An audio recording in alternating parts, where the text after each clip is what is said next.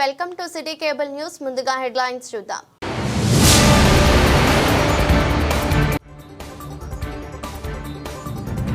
సిరిసిల్ల పట్టణంలో కొనసాగుతున్న ముక్కోటి కుంకుమార్చన పూజలు.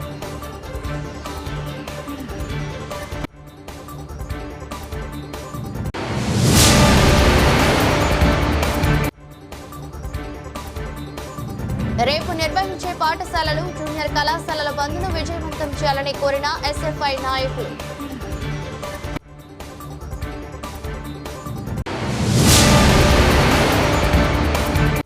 పద్మశాలి ఎన్నికల నిర్వహణలో ఎన్నికల అధికారులు విఫలమైనట్టు వెల్లడించిన పద్మశాలి సంఘం నేతలు న్యాయపరంగా ఎదుర్కొంటామని హెచ్చరించారు.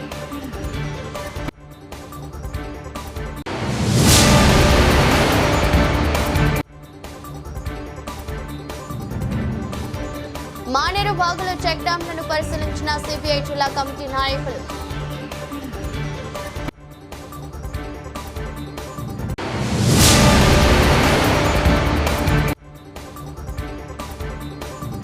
పద్మశాలి అడ్ హాక్ కమిటీని ఏ విధంగా ఎన్నుకున్నారో చెప్పాలంటూ డిమాండ్ చేసిన రాష్ట్ర పద్మశాలి సంఘం.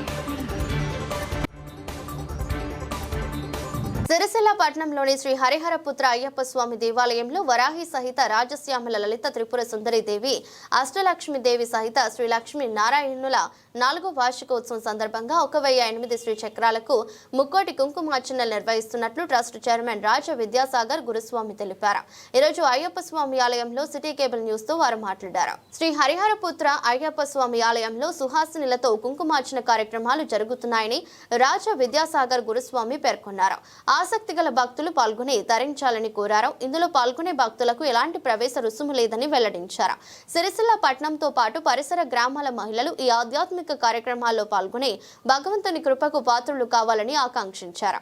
సమావేశంలో విశ్వనాథుల రమేష్, మధు, సిరిగిరి రమేష్ తదితరులు పాల్గొన్నారు.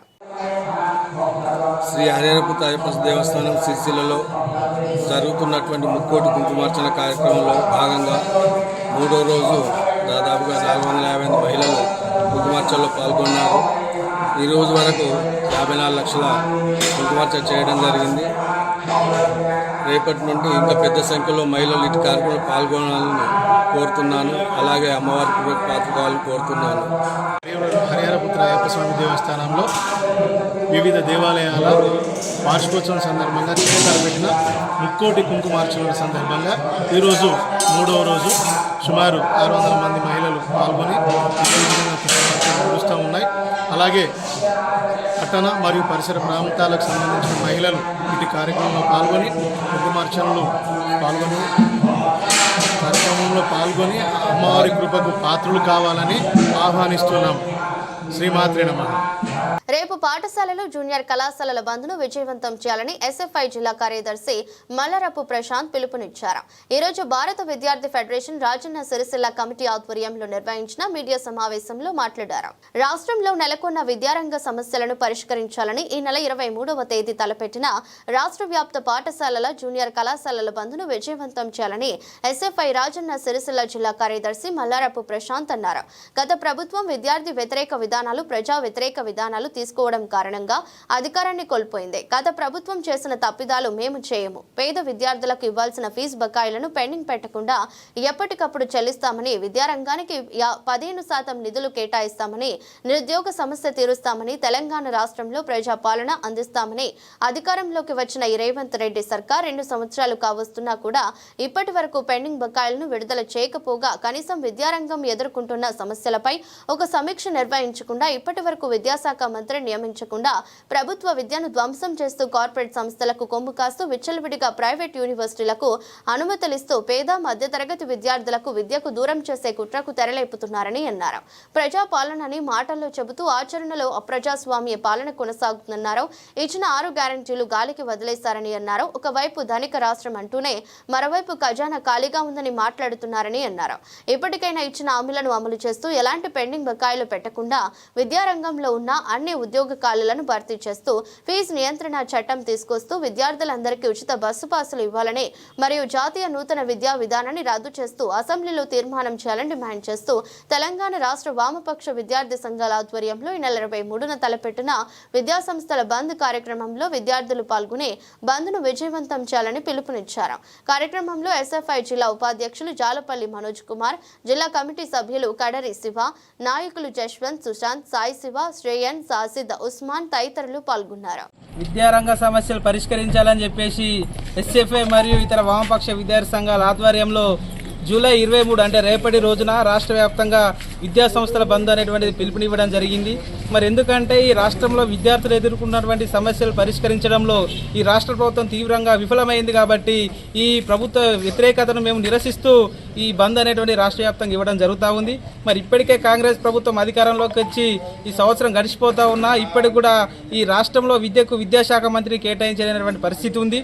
మరి ఇప్పటికే గత కొన్ని సంవత్సరాలుగా స్కాలర్షిప్లు, ఫీజు రియంబర్స్మెంట్ బకాయిలు పెండింగ్లో ఉండడం వల్ల విద్యార్థులు తీవ్రంగా ఇబ్బందులు పడుతున్నటువంటి పరిస్థితి ఉంది. మరి వెంటనే వాటిని విడుదల చేయాలని చెప్పేసి కూడా ఈ సందర్భంగా కోరుతా ఉన్నాం. అదేవిధంగా చాలా సుదూర ప్రాంతాల నుంచి విద్యార్థులు పాఠశాలలో, కళాశాలకు వస్తున్నటువంటి సందర్భంలో వారికి సరిపడా బస్సులు కూడా ఈరోజు వేయలేనటువంటి పరిస్థితిలో ఈ ప్రభుత్వాలు ఉన్నాయి. కాబట్టి అదేవిధంగా ఏదైతే ఇంటరు చదువుతున్నారో విద్యార్థులకు మధ్యాహ్న భోజనం పథకం కూడా అమలు చేయాలి. గురుకులాలు, కేజీబీలలో కూడా అనేక రకమైనటువంటి సమస్యలతో విద్యార్థులు ఇబ్బందులు పడుతున్నటువంటి పరిస్థితి ఉంది. కాబట్టి మొత్తం ఈ కాంగ్రెస్ ప్రభుత్వం వచ్చిన తర్వాత విద్యారంగాన్ని మొత్తం గాలికేసినటువంటి పరిస్థితి ఉంది. ఈ రాష్ట్రంలో మద్యానికి మంత్రి ఉన్నారు తప్ప విద్యానికి మంత్రి లేనటువంటి పరిస్థితి ఉంది. కాబట్టి వెంటనే విద్యాశాఖ మంత్రి కేటాయించి విద్యారంగంలో నెలకొన్న సమస్యలు పరిష్కరించాలని చెప్పేసి ఈ రాష్ట్ర వ్యాప్తంగా బంద్లో భాగంగా ఈరోజు సిరిసిల్లాలో ఈ బంద్కు సంబంధించినటువంటి మేము ప్రచారం చేస్తూ ఉన్నాం. మరి జిల్లాలో ఉన్నటువంటి ప్రభుత్వ, ప్రైవేటు సంబంధించినటువంటి విద్యార్థులు, చదువుతున్నటువంటి విద్యార్థులు, యాజమాన్యాలు ఈ బంద్కు సహకరించాల్సిందిగా కోరుతా ఉన్నాం. ఎందుకంటే ఈ బంద్ ద్వారా ఈ ప్రభుత్వానికి గుణపాఠం వచ్చేలాగా, ఈ ప్రభుత్వం ఇప్పటికైనా మన సమస్యలు పరిష్కరించేలాగా ముందుకెళ్లాలంటే రేపు నిర్వహించేటువంటి బంద్ను, ఈ బంద్లో ప్రతి ఒక్కరు కూడా విద్యార్థులు, మేధావులు ప్రతి ఒక్కరు కూడా పాల్గొని విజయవంతం చేయాలని చెప్పేసి కూడా ఈ యాజమాన్యాలు, విద్యార్థులు ఈ జిల్లా తరఫున, ఎస్ఎఫ్ఐ తరఫున కోరుతా ఉన్నాం. నా పేరు మల్లార ప్రశాంత్, ఎస్ఎఫ్ఐ రాజన్న సిరిసిల్ల జిల్లా కార్యదర్శి. పద్మశాలి సంఘం ఎన్నికల నియమావళికి విరుద్ధంగా ఎన్నికల అధికారులు వ్యవహరిస్తున్నారని గజ్జెల్లి సత్యనారాయణ ఆరోపించారు. ఈరోజు పద్మశాలి సంఘ భవనంలో నిర్వహించిన సమావేశంలో వారు మాట్లాడారు. పద్మశాలి సంఘం ఎన్నికల్లో ప్రధాన కార్యదర్శిగా తాను నామినేషన్ వేస్తే గుర్తుల కేటాయింపులో ఏమొచ్చిందో చూసుకునేందుకు వస్తే ఎన్నికల అధికారులు ఇక్కడ లేకపోవడం గమనార్హమని గజ్జెల్లి సత్యనారాయణ అన్నారు. సంఘ నాయకులతో కుమ్మక్కై ఎన్నికల అధికారులు ఏకపక్షంగా వ్యవహరిస్తున్నారంటూ అనుమానం వ్యక్తం చేయాల్సి వస్తుందని పేర్కొన్నారు. ఎన్నికల నిర్వహణలో సూచించిన ప్రకారం పూర్తి స్థాయిలో అందుబాటు లేకపోవడంతో పలు అనుమానాలకు తావిస్తుందని వెల్లడించారు. కార్యక్రమంలో మొరా శ్రీనివాస్, కోడం రవి, మాదా శ్రీనివాస్, నాగుల శ్రీనివాస్, గజ్జెల్లి గోపి తదితరులు పాల్గొన్నారు. నా పేరు గజ్జెల్లి సత్యనారాయణ. నేను మా పద్మశాలి సంఘంలో ప్రధాన కార్యదర్శిగా నామినేషన్ వేశాను. నామినేషన్ వేసిన తేదీలో నా యొక్క నామినేషన్ను యాక్సెప్ట్ చేసి నా పేరును కూడా బయట డిక్లేర్ చేసిర్రు. నిన్న 21వ తారీఖు నాడు నామినేషన్ ఉపసంహరణ షెడ్యూల్లో ఉన్నది కనుక ఉపసంహరణ చేసుకున్న వాళ్ళు ఉపసంహరణ చేసుకున్నారు. అందులో నాది కావాలని స్క్రూటీనులో ఏదో ఒకటి లేదని కారణంగా నన్ను రిజెక్ట్ చేసినామని బోర్డు మీద నా పేరు రాసి పెట్టిండ్రు బయట. ఎందుకు మరి ఏ కారణంగా నన్ను రిజెక్ట్ చేశారు? ఆల్రెడీ మీరు సెలెక్ట్ చేసుకున్నారు, నాకు పేరు ఇచ్చేసారు, నేను ఫీజు కట్టిన అన్నీ అయిపోయిన తర్వాత ఏ రకంగా మరి నన్ను విత్డ్రాల్ చేశారా అనే ఉద్దేశంతో కనుక్కున్నాను. ఈరోజు ఇక్కడికి వచ్చిన ఎలక్షన్ ఆఫీస్కి వచ్చిన ఎలక్షన్ ఆఫీసర్స్ ఎవరు లేరు. షెడ్యూల్లో మాత్రం 10 గంటల నుంచి 4 గంటల వరకు ప్రతిరోజు ఉంటామని షెడ్యూల్లో ప్రకటించారు. మరి ఇప్పటివరకు వారు లేరు. వాళ్ళకు ఆ సార్కి ఫోన్ చేస్తే ఆయన ఏమంటుండంటే, నేను ఇప్పుడు స్కూల్లో ఉన్నా, బడిలో ఉన్నా, నేను రాను. ఎలక్షన్ అధికారి ఏమంటుండంటే నేను రాను అంటాడు. మరి ఈ షెడ్యూల్లో రోజు ఉంటా అన్నాడు. మరి ఇంకా మిగతా వాళ్ళకి నేనేమనుకున్నా అంటే నాకు ఇవాళ గుర్తిస్తారు అనే ఉద్దేశం మీద నేను వచ్చిన. ఆయన రిజెక్ట్ చేసిన అని రాస్తున్నాడు. మరి నాకు ఇప్పటి వరకు ఏం సమాచారం లేదు. మరి దీని మీద ఎందుకు రిజెక్ట్ చేసిండు అనేది తెలుసుకుందామని నేను వచ్చేవరకు ఈ పరిస్థితి ఉంది. మరి రిజెక్ట్ చేసిందన్నా నాకు ఇస్తే నా ప్రయత్నం నేను చేసుకుంటాను. నేను కోర్టుకు పోవన్నా లేకుంటే ఏం చేయాలని నా ప్రయత్నం నేను చేసుకుంటాను. నేను వాళ్ళ దగ్గరనే మరి ఎందుకు రిజెక్ట్ చేసినాను కనుక్కున్నామని వస్తే మాత్రం ఇక్కడ మాత్రం లేదు. ఏకపక్షంగా ఎలా చేసుడు ఏకపక్షంగా తీర్మానం చేసిండు, ఏకపక్షంగా గెలిచిండు అన్నప్పుడు క్యాండిడేట్ కూడా ఇంటిమేషన్ ఇవ్వాలి. నాకు ఇప్పటివరకు ఇంటిమేషన్ ఇవ్వలేదు. మరి ఇది ఏమిటి? ఇది సంఘమా, లేకుంటే ఎలక్షన్ ఆఫీసరా, లేకుంటే సంఘం ఎలక్షన్ రెండు ఒకటేనా? ఇది పార్టీ ఆఫీసా, లేకుంటే ఏ ఆఫీస్ అనేది నాకేం అర్థమవుతలేదు. పద్మశాలీల ఆత్మగౌరవం పక్కకు పెట్టి వాళ్ళు ఏదో రకంగా చేయాలనే ఉద్దేశం చేస్తుండ్రు కనుక ఇది ఎంతవరకు కరెక్ట్? పద్మశాలీలందరూ కష్టపడి మన సంఘంను డెవలప్ చేసుకోవాలని మితిమీరిగా మెంబర్షిప్ అయ్యి వాళ్ళకు ఓటు హక్కు లేని పరిస్థితి, వాళ్ళ ఓటు హక్కును కూడా కూల్చడానికి కొరకు ఏకగ్రీవంగా ఎన్నుకోవడానికి ఏమీ జరుగుతుందనేది కూడా మీ పత్రికా విలేకరుల ముందట కూడా మీ అందరికీ సమక్షంలో తెలియపరచడం జరుగుతుంది. దీనిపై కూడా అందరి దృష్టికి తీసుకురావాలి. పద్మశాలి కులస్తులు సభ్యులు అందరికీ కూడా తెలియాల్సినటువంటి అవసరం ఉంది. మరి వాళ్ళు సభ్యత్వం తీసుకున్నాడు ఎందుకు? ఓటు వేయని పరిస్థితులు అచ్చుడు ఎందుకు?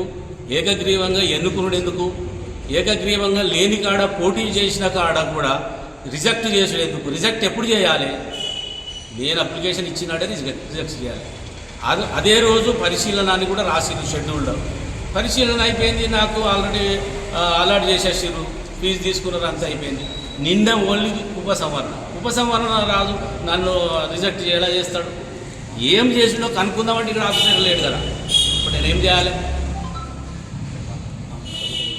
కావున మన ఒక పద్మశాలి కుల బాంధవులందరికీ అర్థమయ్యేట్టుగా విన్నవిస్తున్నాను. వీరందరూ కూడా అర్థం చేసుకోవాల్సిందిగా కోరుచున్నాను.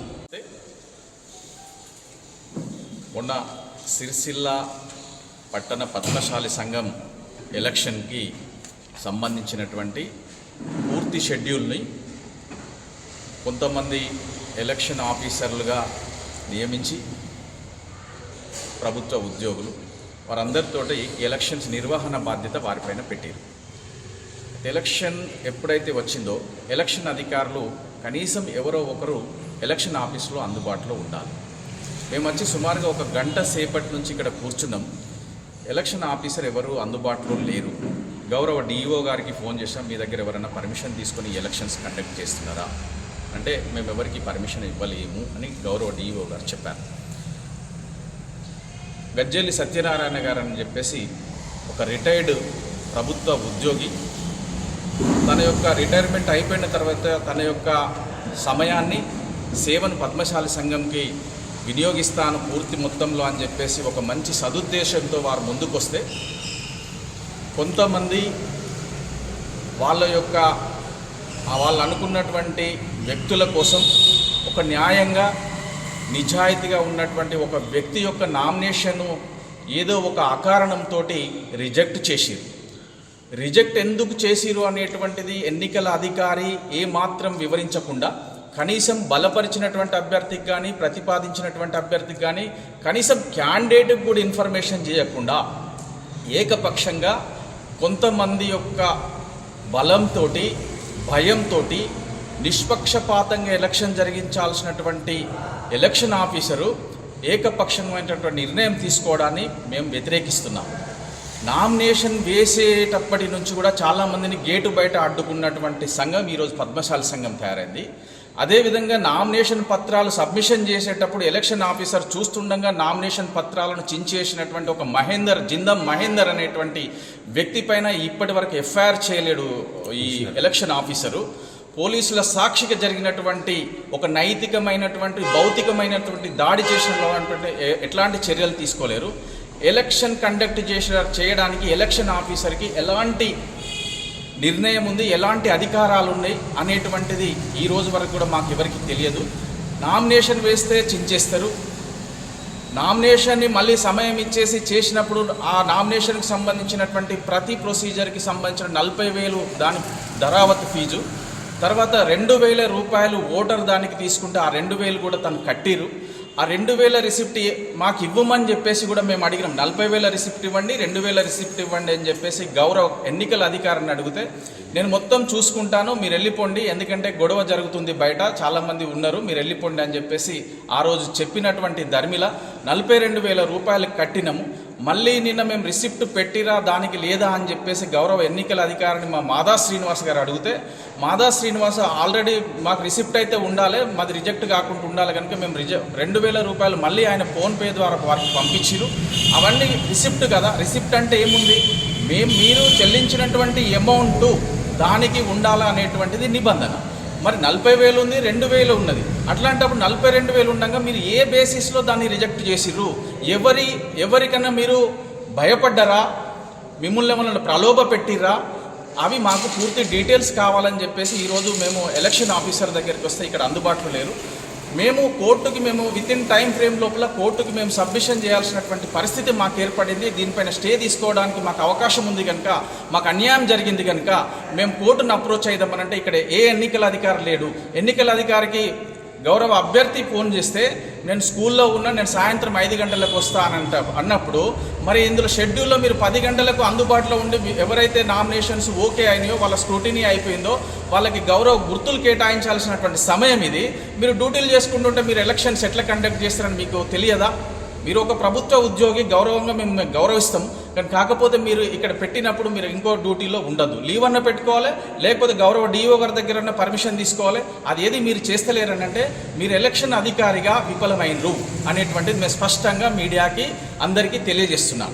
ఇంకొకటి, నామినేషన్ వేసినటువంటి చాలామంది అభ్యర్థులను ప్రలోభ పెట్టి వాళ్ళ యొక్క అందరి నామినేషన్ ఫామ్స్ల మీద విత్డ్రా మీద సంతకం తీసుకొని సంఘం అనేటువంటిది కొంతమందిని భయపెట్టి కొంతమందిని ఇబ్బందుల పాలు చేసేసి నామినేషన్ విత్డ్రాలు చేపించేటువంటి కార్యక్రమం కూడా చేసింది. అంటే ఇది డెమోక్రసా, లేకపోతే రాచరికమా, లేకపోతే కొంతమంది పార్టీల పెత్తందార్తనమా? అంటే ఎవరికి భయపడుతుంది? సంఘం అనేటువంటిది సభ్య సమాజంలో అన్ని వర్గాలను కలుపుకొని పోతున్న సంఘం అయితే తప్ప కొందరి కోసం ఈ సంఘం కాదు. మెంబర్షిప్ ఉన్నటువంటి ప్రతి ఒక్కరు ఇలా సభ్యులు అవుతారు. కానీ మెంబర్షిప్ అందరికి ఉన్నప్పుడు అందరు సభ్యులు అర్హత, పోటీ చేయడానికి అర్హతలు. వీళ్ళు పెట్టినటువంటి ఫీజులు 50,000 గరిష్టంగా. అంటే ఒక సామాన్యుడు, ఒక కార్మికుడు, ఒక సాంచలు నడిపించుకునేటువంటి కార్మికుడు ఏ రకంగా ఆయనకు వచ్చేదే 10,000 15,000 వస్తుంది సార్ నెలకి. అట్లాంటప్పుడు 50,000 పెడితే ఒక వ్యక్తి, ఉత్సాహంగా ఉన్నటువంటి వ్యక్తి ఏ విధంగా పోటీ చేస్తాడు అనేటువంటిది నేను ప్రశ్నిస్తే నన్ను లోపలికి రాకుండా అడ్డుకున్నటువంటి వ్యక్తులు ఇక్కడ ఉన్నా కూడా ఎలక్షన్ కమిషన్, మరి ఎలక్షన్ ఆఫీసర్సు సినిమా చూసుకుంటా కూర్చుంటున్నారా? మరి మీకు బాధ్యత లేదా? ఇది ఫ్రీ అండ్ ఫెయిర్ ఎలక్షన్స్ ఎట్లా అవుతుంది? మీరు ఒక వర్గం కొమ్ము కోసినట్లయితే మీరు బైలా ప్రకారం మీరు ఏమైనా ఎలక్షన్స్ నిర్వహించిర్రా? మీకు అసలు ఎలాంటి హక్కు ఉంది ఎలక్షన్స్ కండక్ట్ చేయడానికని నేను ప్రశ్నిస్తున్నాను. తర్వాత వీరికి గుర్తు కేటాయించాలనేటువంటి వీళ్ళకి ఎలాంటి ఇన్ఫర్మేషన్ లేదు రిజెక్షన్ చేసిరని. మేము గుర్తు కోసం ఈరోజు వచ్చినాము. ఇక్కడికి వచ్చినాక సోషల్ మీడియా ద్వారా రిజెక్షన్ అయిందనేటువంటిది మేము తెలుసుకున్నాము. అందుకే మేము హైకోర్టును అప్రోచ్ కావాలి, కోర్టులో ఇవ్వాలి కనుక వితిన్ టైం ఫ్రేమ్లో ఎలక్షన్ జరగక ముందే మేము హైకోర్టును అప్రోచ్ కావాలి, స్టే తెచ్చుకోవాలి, మాకు న్యాయం జరగాలనేటువంటి ఒక సదుద్దేశంతో తప్ప ఎవరిని మేము ఇరకాటం పెట్టాలనేటువంటి ఉద్దేశం కాదు. ఎలక్షన్ ఆఫీసర్ను కూడా ఇరకాటం పెట్టాలని కాదు. మేము గౌరవంగా వారిని రిక్వెస్ట్ చేసినాం రమ్మని చెప్పేసి. ఇప్పటి వరకు కూడా దాదాపు గంట సేపు అవుతుంది, వారు రావట్లేదు. కనుక మా మొర ఎవరికి చెప్పమంటారు అనేటువంటిది మేము మీడియా ద్వారా అందరినీ ప్రశ్నిస్తున్నాం. ఈ సభ్య సమాజం కూడా తెలుసుకోవాల్సినటువంటి విషయం ఏంటంటే, ఒక సంఘంలో కొంతమంది పెత్తందారులు ఎవరైతే, కొంతమంది పార్టీల నాయకులు ఎవరైతే ఉన్నారో తస్మాత్ జాగ్రత్త, మీకు వార్నింగ్ కూడా ఇస్తున్నాం. మీరు ఇట్లాంటి తప్పుడు పనులు చేయకండి. సంఘం అభివృద్ధికి గత బీఆర్ఎస్ ప్రభుత్వ హయాంలో మానేరు నదిపై నిర్మించిన చెక్ డ్యాంలను సిపిఐ బృందం సందర్శించారు. ఈ రోజు రాజన్న సిరిసిల్ల జిల్లా సిపిఐ జిల్లా కమిటీ ఆధ్వర్యంలో గత బీఆర్ఎస్ ప్రభుత్వ హయాంలో మానేరు నదిపై సిరిసిల్ల తంగలపల్లి మధ్యలో నిర్మించిన చెక్ డ్యాంను సిపిఐ పార్టీ జిల్లా కమిటీ ఆధ్వర్యంలో సందర్శించారు. గత బీఆర్ఎస్ ప్రభుత్వ హయాంలో ప్రతి పనిలో తీవ్రమైన అవినీతి జరిగిందని, రాష్ట్రంలో కాళేశ్వరం నుండి మొదలు పెడితే మన పక్కన ఉన్న మానేరు నదిపై నిర్మించిన చెక్ డ్యాంల నిర్మాణంలో కూడా తీవ్రమైన అవినీతి జరిగిందని మన కళ్లకు కనపడతా ఉంది. గత బీఆర్ఎస్ ప్రభుత్వ హయాంలో 110 కోట్ల రూపాయల ప్రజాధనాన్ని వెచ్చించి మానేరు నదిపై 9 చెక్ డ్యాంలు నిర్మించగా వాటిని నిర్మించిన కాంట్రాక్టర్లు నాణ్యత ప్రమాణాలు పాటించకపోవటం ఫలితంగా వాటిలో 7 చెక్ డ్యాంలు ఇప్పటికే తెగిపోయాయని, ఈ విషయాన్ని సిపిఐ పార్టీ ఆధ్వర్యంలో గత ప్రభుత్వం దృష్టికి తీసుకువెళ్లిన అప్పటి ప్రభుత్వం పెద్దలకు కూడా అందులో పర్సంటేజీలు ముట్టిన ఫలితంగా వాటిని నిర్మించిన కాంట్రాక్టర్లు కూడా అప్పటి ముఖ్యమంత్రి మరియు సిరిసిల్ల నియోజకవర్గ ఎమ్మెల్యేకు బంధువులు కావడం మూలంగా వారు చట్టపరంగా ఎటువంటి చర్యలు తీసుకోలేదని సిపిఐ పార్టీ జిల్లా కార్యదర్శి మందా సుదర్శన్, పట్టణ కార్యదర్శి పంతం రవి అన్నారు. ఈ విషయంపై మానేరు నది పరివాహక ప్రాంత ప్రజలంతా కూడా చెక్ డ్యాంల నిర్మాణంలో జరిగిన అవినీతిపై గత బీఆర్ఎస్ ప్రభుత్వంపై శాపనార్థాలు పెడుతున్న సమయంలో టీఆర్ఎస్ పార్టీ జిల్లా అధ్యక్షులు తోట ఆగయ్య గత 4 రోజుల క్రితం సింగారం బండలింగంపల్లి మధ్యలో ఉన్న చెక్ డ్యాంలు తన పార్టీ మంది మార్బలంతో సందర్శించి తమ టీఆర్ఎస్ పార్టీ ప్రభుత్వ హయాంలో అప్పటి ముఖ్యమంత్రి నియోజకవర్గ ఎమ్మెల్యే కేటీఆర్ ముందు చూపుతో నిర్మించిన చెక్ డ్యాంలలో నీరు నిలిచి అలుగులు దుమ్ముకుంటున్నాయని, ఈ ప్రాంత రైతులందరూ కూడా భూగర్భ జలాలు పెరిగి వారి పంటలకు సరిగ్గా నీరు అందడంతో పండుగలు చేసుకుంటున్నారని చెప్పడం, కేసీఆర్ కేటీఆర్ చిత్రపటాలకు పాలాభిషేకం చేయడం చాలా సిగ్గుచేటని ఆయన విషయమని తెలిపారు. కార్యక్రమంలో సిపిఐ పార్టీ జిల్లా కమిటీ సభ్యులు కడారి రాములు, సోమ, నాగరాజు, జంగం అంజయ్య, మీసం లక్ష్మణ్, అజ్జ వేణు, రవి తదితరులు పాల్గొన్నారు. మిత్రులారా, సిరిసిల్ల నియోజకవర్గ ప్రజలారా, మనం ఇప్పుడు చూస్తున్నది గత ప్రభుత్వం ఏదైతే బీఆర్ఎస్ ప్రభుత్వం ఉందో ఆ ప్రభుత్వ హయాంలో అప్పరు మానేరు నుండి బిడ్మానేరు వరకు ఏదైతే 9 చెక్ డ్యాములు ప్రజాధనమైన 110 కోట్ల రూపాయల ప్రజల ధనాన్ని వెచ్చించి నిర్మాణం జరిపారో ఆ కూలిపోయిన చెక్ డ్యాములను ఈరోజు సిపిఐ పార్టీ జిల్లా కమిటీగా సందర్శించడం జరుగుతూ ఉంది. మరి గత 3 రోజుల క్రితం మనం చూసినట్లయితే ఇదే రాజన్న సిరిసిల్ల జిల్లా బీఆర్ఎస్ పార్టీ జిల్లా అధ్యక్షులైన గౌరవ తోట ఆగన్న గారు ఇక్కడ సింగారం నారాయణపురం మధ్యలో గల చెక్ డ్యామ్ను సందర్శించి అది ఒక్క మంచిగున్న ఆ చెక్ డ్యామ్ను సందర్శించి మేము ముందు చూపుతో గత ప్రభుత్వంలోని ముఖ్యమంత్రిగా ఉన్న కేసీఆర్ గారు ఈ నియోజకవర్గ ఇన్ఛార్జి కేటీఆర్ గారు ముందు చూపుతో నర్మాలపై చెక్ డ్యాములు నిర్మించారు. ఆ చెక్ డ్యాములన్నీ కూడా మంచిగున్నాయి. ఆ చెక్ డ్యాములలో నీళ్లు నిలిచి అలుగులు దుంకుతున్నాయి. ఆ అలుగులలో మత్స్యకారులు చేపలు పడుతున్నారు. ఆ చుట్టుపక్కల ఉన్న రైతాంగం అంతా సంతోషపడుతున్నారు అని చెప్పడము చాలా దుర్మార్గము, చాలా సిగ్గుచేటు. ఈ ప్రాంత ప్రజలు నవ్విపోదురు కదా, నాకేటి సిగ్గు అన్న చందంగా తోకట ఆగయ్య గారు మాట్లాడము సరైన విధానం కాదు. ఎందుకంటే మేము గతంలో కూడా చెప్పాము 9 చెక్ డ్యాములకు గాను 7 చెక్ డ్యాములు కుప్పకూలిపోయాయి. అవి నాణ్యత ప్రమాణాలు లేకపోవడం ఫలితంగా కుప్పకూలిపోయినాయి. వాటిని వెంటనే పునర్నిర్మాణం చేయాలని చెప్పినా కానీ గత ప్రభుత్వం పెడచెవిన పెట్టుకున్నది. ఈ ప్రభుత్వమైన ఆ చెక్ డ్యాములను వెంటనే పునర్నిర్మాణం చేయాలని మేము కోరుతా ఉన్నాం. అదే క్రమంలో ప్రజలారా, ఈ చెక్ డ్యాంలో గతంలో ఈ చెక్ డ్యాంలో పక్కనే ఆనుకొని ఉన్న చెక్ డ్యామ్ జరగడం ఫలితంగా కోతలు పడ్డ ఆ గుంతలలో సుమారు 22 మంది కార్మికులు, సిరిసిల్లకు సంబంధించిన కార్మికులు చనిపోవడం చాలా దుర్మార్గము. ఆ కార్మికుల చావుకు బీఆర్ఎస్ ప్రభుత్వమే బాధ్యత వహించాల్సి వస్తుందని మేము ఈ సందర్భంగా చెప్తా ఉన్నాము.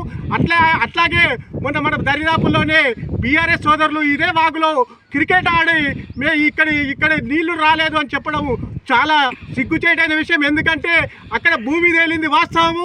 ఆ భూమి తేలడానికి అక్కడ ఉన్న ఇసుక దోసుకపోయింది గతంలో ఉన్న బీఆర్ఎస్ ప్రభుత్వం. కనుక ఆ బీఆర్ఎస్ ప్రభుత్వాన్ని మీరు అడగాలి. ఈ ప్రభుత్వం అయినా ఇప్పటికైనా సోయి తెచ్చుకొని ఏదైతే తెగిపోయిన చెక్ డ్యాములు ఉన్నాయో ఆ చెక్ డ్యాములను వెంటనే పునర్నిర్మించాలి. అదే క్రమంలో గతంలో ఏదైతే నాణ్యత లేకుండా నిర్మాణం జరిపారో ఆ కాంట్రాక్టర్లపై చట్టపరమైన చర్యలు తీసుకోవాలని సిపిఐ పార్టీగా మేము ఈ సందర్భంగా హెచ్చరిస్తా ఉన్నాం. సిరిసిల్ల పట్టణంలోని పద్మశాలి సంఘం అండ్ హక్ కమిటీ ఏ విధంగా ఎన్నుకున్నారని రాష్ట్ర పద్మశాలి సంఘం రాష్ట్ర ఉపాధ్యక్షులు గాదా మైసయ్య, రాష్ట్ర సహాయ కార్యదర్శి గుంటుక మహేష్ ప్రశ్నించారు. ఈ రోజు సిరిసిల్ల ప్రెస్ క్లబ్ లో ఏర్పాటు చేసిన మీడియా సమావేశంలో మాట్లాడారు. రాష్ట్ర పద్మశాలి సంఘం, జిల్లా పద్మశాలి సంఘం నాయకులకు తెలవకుండా కమిటీని ఎలా ప్రకటించుకుంటారని పేర్కొన్నారు. మరో కొత్త పద్మశాలి సంఘం ఏర్పాటు కాకముందే వారిని పిలిచి సమన్వయంతో ముందుకెళ్లాలని విజ్ఞప్తి చేశారు. నూతనంగా ఎన్నికైన పాలకవర్గ సభ్యులకు కృతజ్ఞతలు తెలిపారు. నిన్నటి రోజున సిరిసిల్ల పద్మశాలి సంఘం ఎన్నికలు ఏకగ్రీవంగా ఎన్నిక జరిగింది. అందులో అధ్యక్షులుగా దూడం శంకర్ గారు, ఉపాధ్యక్షులు 2 గాజుల బాలయ్య గారు, మోరా రవి గారు మరియు ప్రధాన కార్యదర్శిగా మండల సత్యం గారు, కోశాధికారిగా ఇళ్ళ శ్రీనివాస్ గారు, సహాయ కార్యదర్శిగా కోడం శ్రీనివాస్ గారు ఏకగ్రీవంగా ఎన్నుకున్నారు.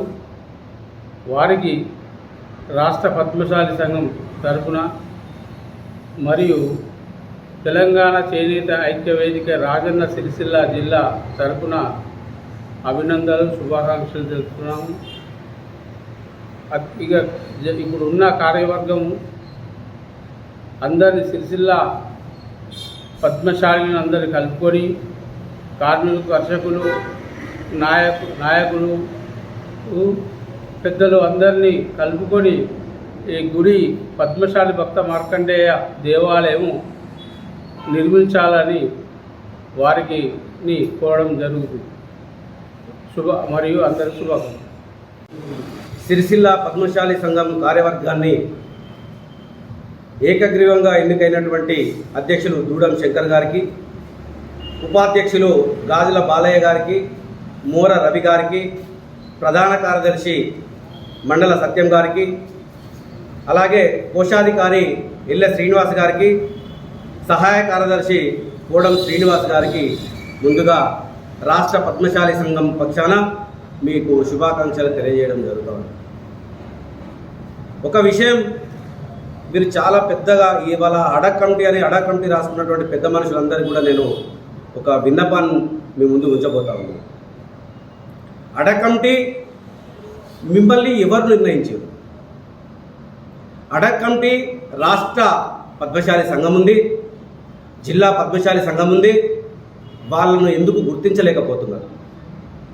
ఇవాళ ఏ పెద్ద మనుషులు ఎవరు ఏ విధంగా అంటే మీరు దీంట్లో అడక్ కమిటీలో మీరు ఏ రకంగా అర్హులైనరో ఇవాళ సిరిసిల్ల పట్టణ పద్మశాలి ప్రజలందరికీ కూడా తెలియజేయాల్సిన బాధ్యత మీ పైన ఉంది. ఇంకొకటి, రాష్ట్ర పద్మశాలి సంఘం చరిత్రలో నిలిచిపోయేటట్టుగా ఎలక్షన్లో పోటీ చేసి వల్లకాటి రాజకుమార్ గారు అధ్యక్షత వహించి అధ్యక్ష పదవిని చేపట్టిన తర్వాత సిరిసిల్ల జిల్లా నుంచి శ్రీగాల మైసే గారిని రాష్ట్ర ఉపాధ్యక్షులుగా, గోనె ఎల్లప్ప గారిని జాయింట్ సెక్రటరీగా, నన్ను కుంటుక మహేష్ గారిని రాష్ట్ర జాయింట్ సెక్రటరీగా రాష్ట్ర కార్యవర్గం నిర్ణయం చేస్తే ఇంతవరకు దాని మీద మీరు ఎవ్వరు కూడా స్పందించకపోవడం శోచనీయం అని చెప్పి నేను తెలియజేస్తా ఉన్నాను. అంటే మేము పద్మశాలి బిడ్డలం కాదా? ఇవాళ అడక్ కమిటీలో మీరు 50,000 రూపాయలు, 40,000 రూపాయలు, 30,000 రూపాయలు, 15,000 రూపాయలు ఎట్లయితే నిర్ణయం చేసిర్రో ఆ నిర్ణయానికి ఇవాళ పెద్ద మనుషులుగా చలామణి అవుతున్న మీరు ఇది మీకు మీ దృష్టికి రాలేదా అని చెప్పి నేను ప్రశ్నిస్తా ఉన్నాను. ఎంతవరకు మీ ఆత్మ మీ గుండెలపైన చేతేసుకోండి.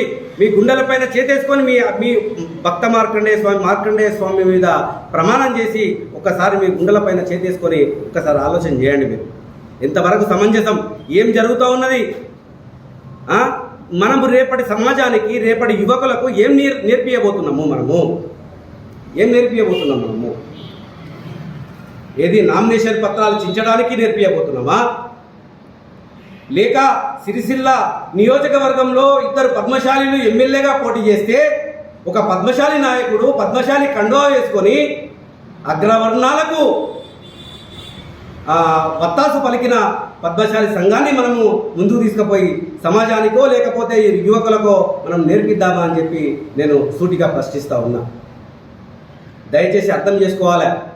మీరు పెద్ద నాయకులే కావచ్చు, మీరు పెద్ద నాయకులే కావచ్చు, కానీ పెద్ద నాయకులుగా మీరు చెప్పుకున్నప్పుడు ఎప్పుడైనా పిల్లిని పదే పదే పదే పదే నువ్వే అంటే ఆ పిల్లి నేను పులినని భావించేటువంటి రోజులలో మీరున్నారు.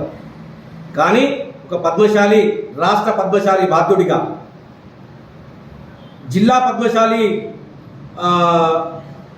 నేతగా, పద్మశాలి సిరిసిల్ల పట్టణ పద్మశాలి బిడ్డగా ఇవాళ పద్మశాలి ఎన్నికలు జరిగినందుకు మేము ఆ ఎన్నికలను ప్రశ్నిస్తలేము. ఎందుకంటే ఏకగ్రీవం చేసిరు కాబట్టి దాన్ని మీరు ఎట్లా తీసుకుపోండి. కానీ మీరు మీ ఆత్మను ఫస్ట్ పరిశీలన చేసుకోండి, మీ ఆత్మను శుద్ధి చేసుకోండి. ఒక పద్మశాలి బిడ్డలు ఇలా 2వ సంఘం ఏర్పాటు చేస్తామని చెప్పి వాళ్ళు ప్రెస్ మీట్ పెడితే ఎందుకు స్పందించారు? మీరు మీ కమిటీకి పద్మశాలి సంఘానికి మీరు నాయకులా, లేక సిరిసిల్ల పట్టణ పద్మశాలీలందరికీ నాయకులా? ఒకవేళ సిరిసిల్ల పట్టణ ప్రజలందరికీ నాయకులైతే వెంటనే ఆ 2వ పద్మశాలి సంఘం అంకురార్పణ కాకముందు వాళ్ళని చర్చలోకి పిలిచి వాళ్ళతో మాట్లాడి ఎందుకు పెట్టవలసి వచ్చింది, ఎందుకు చేయవలసి వచ్చింది అనేది వివరణ ఇచ్చి దాని మీద మీరు చర్య తీసుకోవాలని చెప్పి మేము డిమాండ్ చేస్తూ ఉన్నాం. మేము పోయి మాట్లాడే వాళ్ళం, కానీ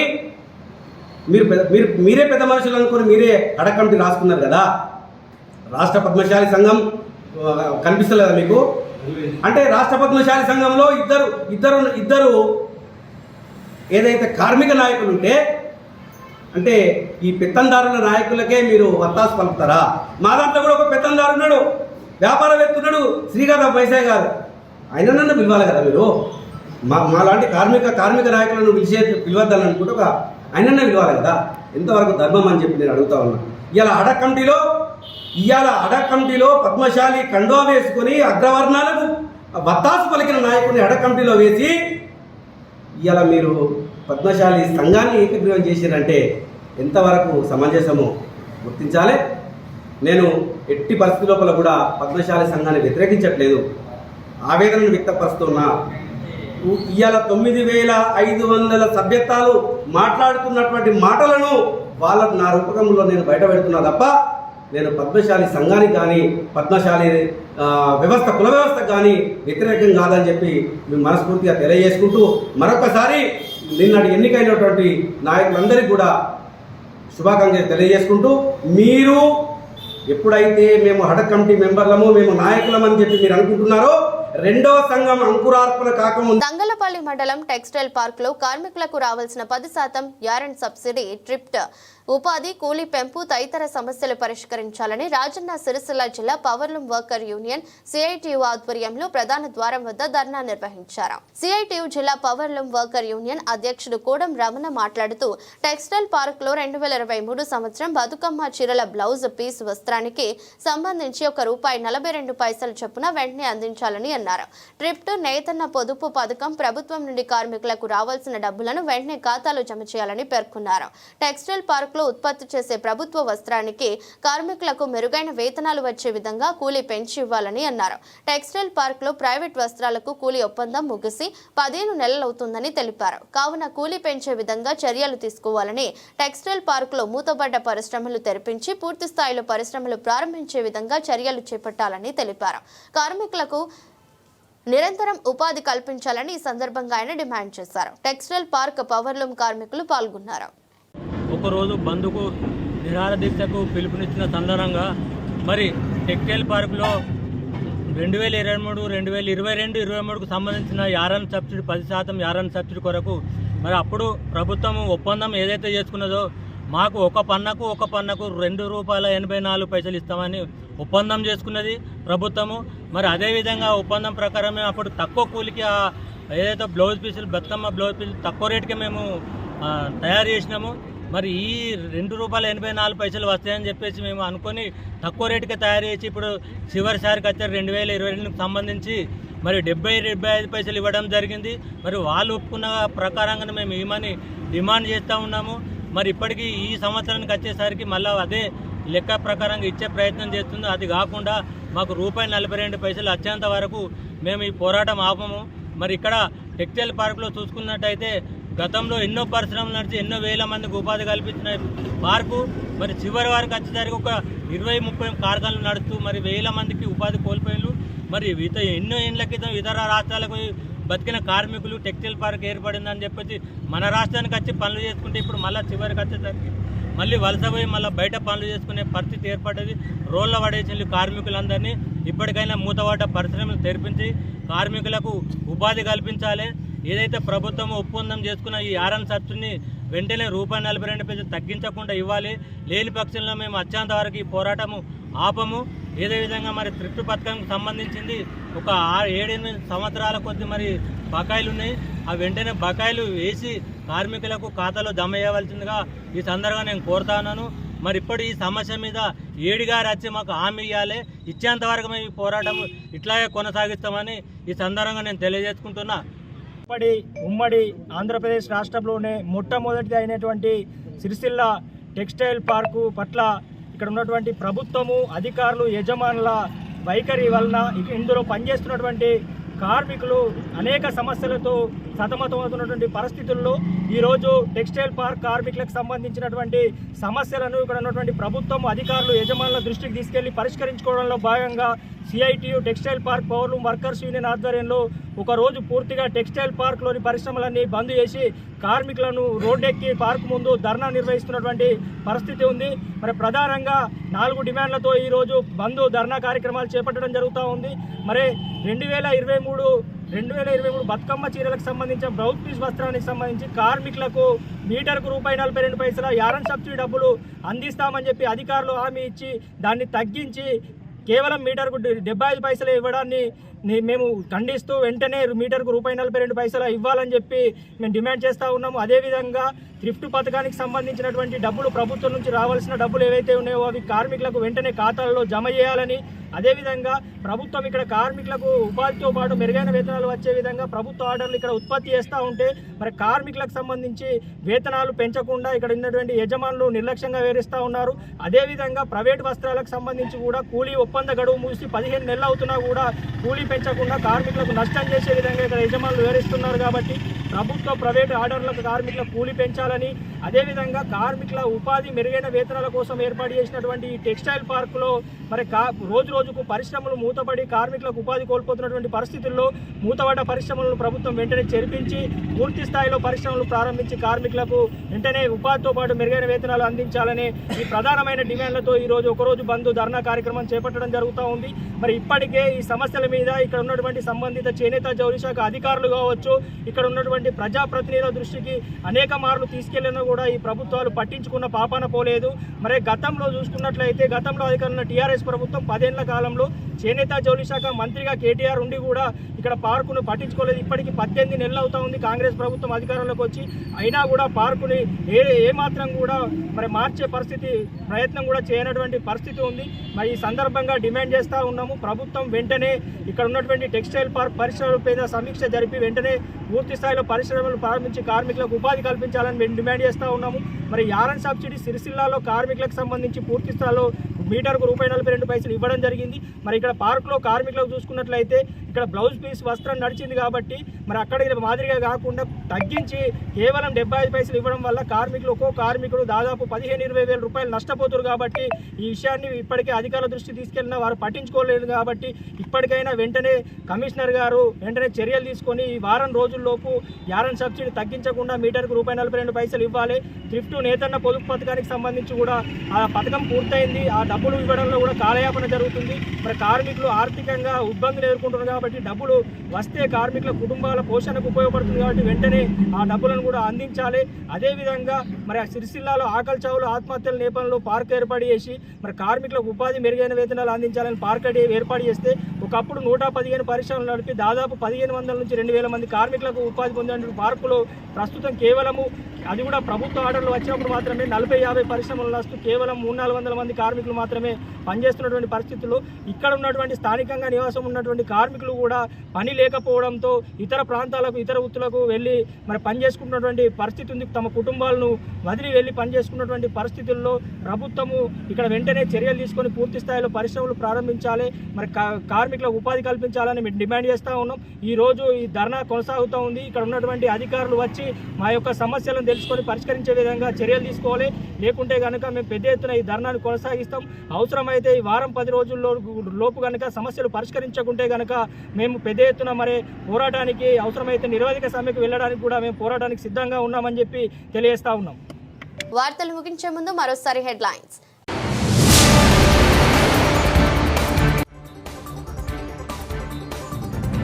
సిరిసిల్ల పట్టణంలో కొనసాగుతున్న ముక్కోటి కుంకుమార్చన పూజలు.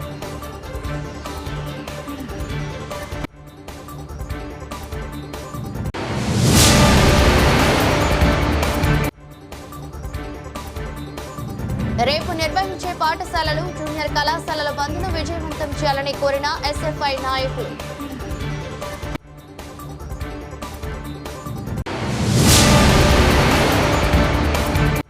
పద్మశాలి ఎన్నికల నిర్వహణలో ఎన్నికల అధికారులు విఫలమైనట్టు వెల్లడించిన పద్మశాలి సంఘం నేతలు న్యాయపరంగా ఎదుర్కొంటామని హెచ్చరించారు.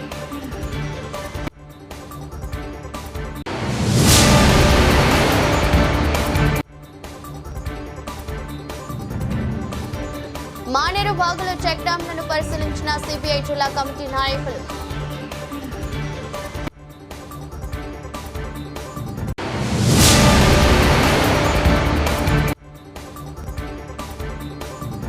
పద్మశాలి అడ్ హాక్ కమిటీని ఏ విధంగా ఎన్నుకున్నారో చెప్పాలంటూ డిమాండ్ చేసిన రాష్ట్ర పద్మశాలి సంఘం. ఎదురస్ట్ బులెటిన్ మరో బులెటిన్లో మళ్ళీ కలుద్దాం. అంతవరకు సెలవు. నమస్కారం.